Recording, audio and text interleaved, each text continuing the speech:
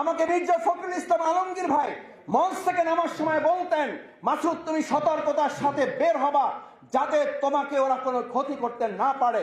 আমি এটা আমার কথা বলছি এই কারণে নয় যে আমার 3 বার যখন জেল থেকে বের করে আমাদেরকে আবার হাত পা বেঁধে ফেলে রাখা হতো, 7 দিন 5 দিন 9 দিন 10 দিন পরে আমাদেরকে আবার কোর্টে চালান দেওয়া হতো। হাস্যকর মনে হতো, বলতো যে গতকাল রাতে রামপুরা ব্রিজ থেকে তাকে গ্রেফতার করা হয়েছে।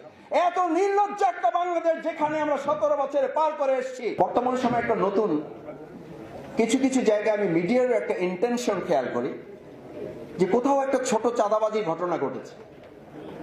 এই চাঁদাবাজির ঘটনাটা কি বিগত 16 বছরের যত বড় বড় দেশ বিরোধী ষড়যন্ত্রমূলক মানে শেয়ার বাজার লুট হয়েছে, বাংলাদেশে ব্যাংকগুলো শেষ করে দেওয়া হয়েছে, আমার তো মনে হয় অত্যন্ত পরিকল্পিতভাবে চাঁদাবাজির এই সূক্ষ্ম সূক্ষ্ম ঘটনাগুলো তুলে নিয়ে এসে শেয়ার বাজার লুটে বড় বড় ঘটনাগুলোকে কেউ কেউ পরিকল্পিতভাবে যেগুলো আড়াল করতে চায়।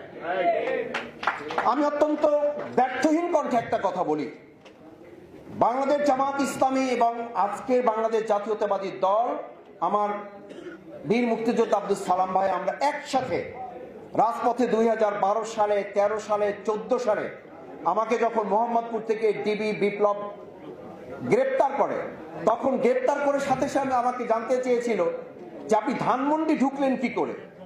আমি জানতে চাইলাম আপনি এটি কি বললেন, ধানমন্ডি কি বাংলাদেশের বিচ্ছিন্ন কোনো দ্বীপ, এখানে ঢোকা যাবে না কেন? বলছে এখানে একটা পিঁপড়া ঢুকলেও আমাকে বলতে হবে, একটা পিঁপড়া বের হলেও আমাকে জানাতে হবে। আমি আমার তো এটা জানা নেই যে বাংলাদেশ থেকে ধানমন্ডিকে বিচ্ছিন্ন করে দেওয়া হয়েছে, অথবা বাংলাদেশ থেকে ধানমন্ডি স্বাধীন আছে, অন্যান্য সমস্ত এলাকা পরাধীন করা হয়েছে, অথবা অন্যান্য সব এলাকা স্বাধীন আছে, ধানমন্ডিকে পরাধীন ঘোষণা করা হয়েছে, অথবা এটা ভারত কিংবা অন্য রাষ্ট্রের অঙ্গরাজ্য হিসেবে ঘোষণা করা হয়েছে, তোমার জানা ছিল না। সেই সময়ের আন্দোলনে আমরা যারা কাজ করেছি অত্যন্ত সুপরিকল্পিতভাবে পিছন থেকে, ডানে থেকে, বামে থেকে, আমাদের পার্শ্ববর্তী রাষ্ট্রগুলো থেকে জাতীয় ঐক্য বিনষ্ট করার জন্য ক্ষুদ্র ক্ষুদ্র ইস্যুগুলো তৈরি করে কেউ কেউ বৃহত্তর ইস্যুগুলোকে আড়াল করার সুপরিকল্পিত চেষ্টা চালিয়ে যাচ্ছে। আমি খুব পরিষ্কার বলি, 16 বছরের ঘটনার ইতিহাস কি মাত্র 5 মাসে শেষ হয়ে যাওয়ার কথা? 16 বছরের ঘৃণ্য ন্যাক্কারজনক ঘটনা কি 5 মাসে ইতিমধ্যে কবর রচনা হয়ে যাওয়ার কথা? আমাদেরকে 16 বছরের ইতিহাস ভুলিয়ে দিয়ে 5 মাসের ইতিহাসে আমাদেরকে ঢুকিয়ে দিতে বাধ্য করছে যারা, তাদের বিরুদ্ধে লড়াই আমাদের করতে হবে।